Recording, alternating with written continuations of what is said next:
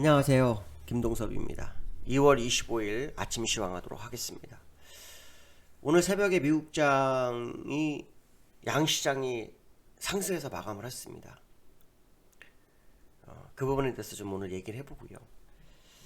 연기금이 순매수를 좀 했다 이런 얘기가 나오는데 그거에 대해서 또 한번 얘기를 나눠볼까 합니다.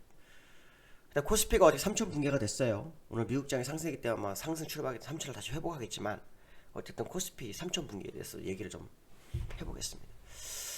일단 뉴욕 마감인데요.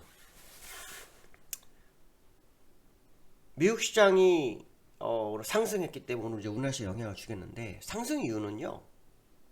특별한 재료가 있었던 건 아닙니다. 특별한 재료가 있었던 게 아니고 제롬 파월이 요 근래 그 청문회에 참석하는 일이 있었어요. 그래서 어저께 같은 게 청문회 참석해서 초완화적 기조를 유지하겠다 이런 표현을 써가지고 하락하는 주식을 상승을 시켰어요. 그러면서 다우도 플러스까지 마무리를 했었잖아요. 근데 이제 오늘 새벽에는 또 무슨 일을 하냐면 새벽도 아니죠. 낮에 했던 건데 그 하원금융서비스위원회라는 게 있답니다. 여기에 참석해서 무슨 얘기를 했냐면은 인플레이션, 그러니까 목표 인플레이션까지 가는데 3년이 걸릴 수도 있다 이렇게 얘기를 했다고 합니다. 그럼 이걸 가지고 우리가 생각해봐야 될 게 뭐냐면 인플레이션과 고용은 연준의 어떤 그 시장을 이끌어가는 주요 목표치 이런 게 있어요. 그게 인플레이션이 3년이 걸린다는 것은 금리 인상을 3년 동안 안 할 수 있다 이 얘기하고 똑같은 거예요. 그러니까 그게 이제 시장에 립서비스로 끌어올리는데 실제로 연준은 이 립서비스 외에는 할 게 마이너스 그 제로금리 빼는 거하고 지금 양적 완화하는 거에 금액을 늘리는 거 외에는 할 게 없어요. 근데 저는 좀 이해가 안 되는 게 미국이나 우리나라 아마 그 생활 물가라는 게 있어요. 어떤 물가 지표를 쓰는지 모르겠지만 지금 일반인들 아마 시장 가서 그 물건 한번 사보시면 아시겠지만 진짜 물건값이 장난이 아닙니다. 계란이 한 판에 7, 8천 원 하죠. 7, 8천 원. 운 좋게 한 5천 원짜리 6천 원 사도 이게 득템입니다. 득템. 그게 우리나라만 그러겠어요? 아니 세계적으로 지금 다 그래요. 미국이 얼마 전에 텍사스주가 한파로 인해서 집에서 전기를 많이 썼는데 집집마다 1200만 원씩 세금이 나와요. 그러면 이거는 도대체 뭐냐는 거죠. 이게 지금 시장의 모습인데 연준 의장이 인플레이션 목표치 3%, 2%가 3년이 걸릴 수 있다 이런 얘기를 했는데 이게 현실적이냐 생각하면 진짜 말이 안 된다는 게 제가 보는 관점이에요. 물론 시장은 이걸 가지고 환호를 한 건 사실이지만 진짜 이거는 우리가 한번 생각해 볼 필요성이 있다.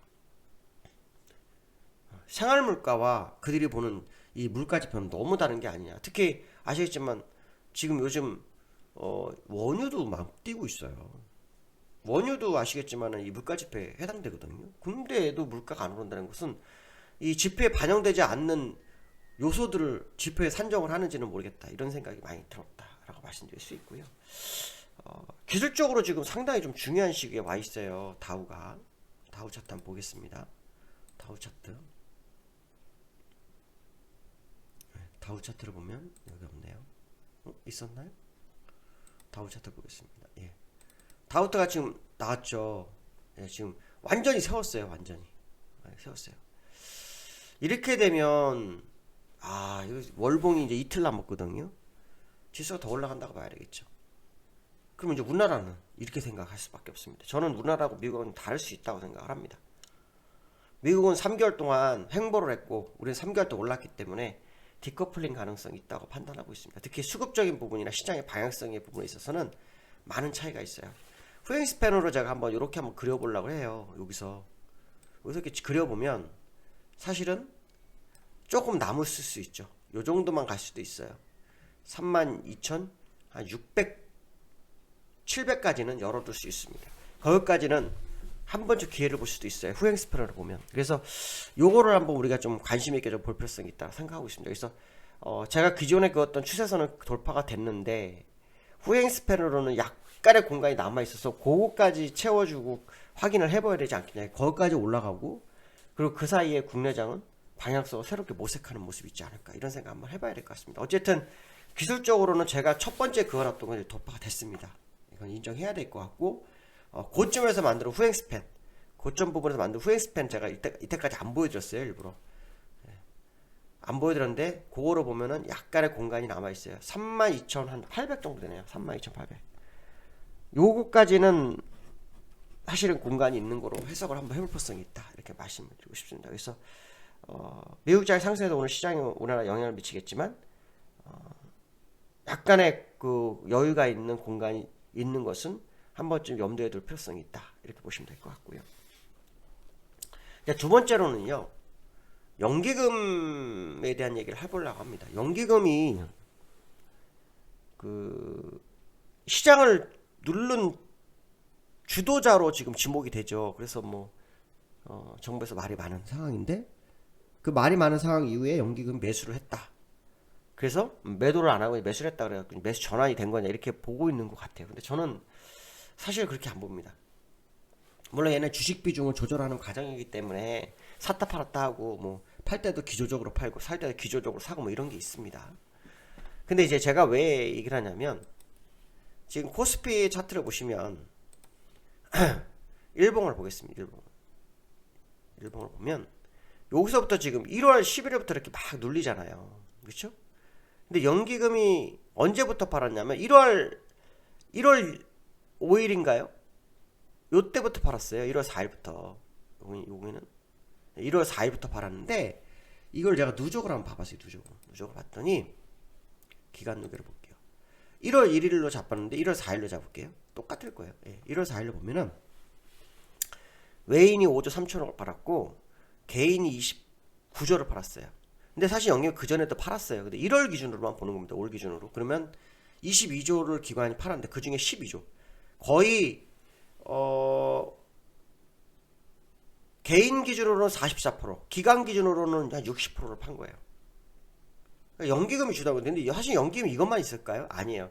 투신이나 금융투자에 위탁자손도 많이 나갔을 거예요. 그러니까 실제로는 연기금 매도가 기관의 주류를 이뤘을 거다라는 생각을 한번 해볼 필요성이 있죠.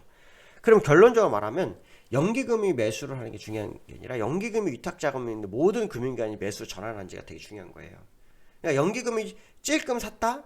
일자별로 한번 볼게요. 일자별로 안 나오네. 일자별로는 안 나오네요. 예. 연기금이 샀다? 중요하지 않다는 거죠. 지금은 중요하지가 않아요. 언제가 중요하냐? 전체적으로 기관 전체적으로 매수가 다 들어오는지가 중요한 거예요. 연기금 하나만 들어오는 게 중요하지 않습니다. 연기금이 실제로 위탁해서 돌아가는 돈이 있기 때문에 그게 다 들어오는지를 꼭 확인하셔야 됩니다. 그렇기 때문에 현재 연기금이 사실은 기관의 매도 주체다, 이렇게 보시면 될 것 같고, 그들이 주가를 약간 누르고 있는 상황이다. 그들은 결국 살지 않을 거냐? 글쎄요, 그것까지는 잘 모르겠습니다. 그러나 분명한 것은 뭐냐면, 외인이 지금 현 선물을 매도하고 있는 과정 속에서 기관이 갑자기 매수를 돌려세우는 게 쉽지 않을 수 있다는 생각을 해봐야 되겠죠. 그러니까 결론적으로 말하면 연기에 매수 들어올 때 사실 주가가 올라갈 소지가 굉장히 큰 건 사실일 거다. 그게 현재 수급적인 구조의 모습이다, 이런 생각을 해봐야 될 것 같습니다. 그래서 기관 전체적으로 매수가 추세적으로 이루어지는지가 정말 연기금의 규환이다, 이런 해석을 한번 해봐야 될 것 같습니다. 자, 세 번째로는요, 코스피가 17일 만에 3천이 붕괴가 됐어요. 3천이요. 코스피가 3천이 붕괴가 됐는데, 어저께 붕괴 사유는 외부적 충격이었습니다. 뭐냐면 홍콩에서 증권거래세를 인상을 한답니다. 개정이 너무 어려워가지고 증권거래세로 인상 안 됩니다. 그 영향을 받았다, 이렇게 보시면 될 것 같고, 거기에 비트코인이 한번 흔들렸죠. 5천만 원이 깨지는 사태가 벌어졌고, 그 영향이 이제 투심에 영향을 미쳤다. 제가 비트코인 투심으로 했잖아요. 근데 실제로 비트코인이 왜 하라 그랬냐면, 중앙은행에서 지금 전자화폐 얘기가 나오고 있어요. 달러의 CBDC, 전자화폐화, 뭐 이런 얘기가 나오고 있어요. 당연히 비트코인은 안 되죠. 억만장자들이 비트코인을 5불에도 안 사겠다, 이런 얘기를 합니다. 달러 입장에서는 전 세계 기준통화로 달러 기준 1대1이잖아요. 달러가 1이면 다른 거는 그거에 몇 배가 나와야 되는데, 비트코인 1에 달러가 55,000원을 주는 경우는 드물 수 있다. 결국은 이 중앙은행이 선도하는 그 상황에 전자화폐가 중심이 되어야 할 거다 이렇게 본다 그러면 비트코인이 흔들릴 수 있죠.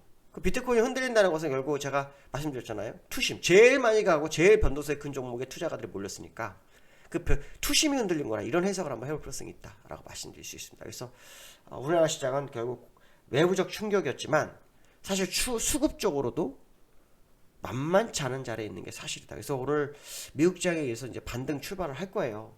그 수급이 바뀌지 않는 한은 사실은 계속 눌림은 지속될 수 있다는 생각 한번 해보셔야 될 것 같고요. 어저께 60일선 근처까지 가는데 60일선까지 못 갔어요 아직 우리나라가. 그래서 추가적인 하락이 남아있을 수 있는데 그 과정 속에서 미국의 영향으로 반등이 이루어지는 거 이걸 한번 생각해 봐야 되겠다.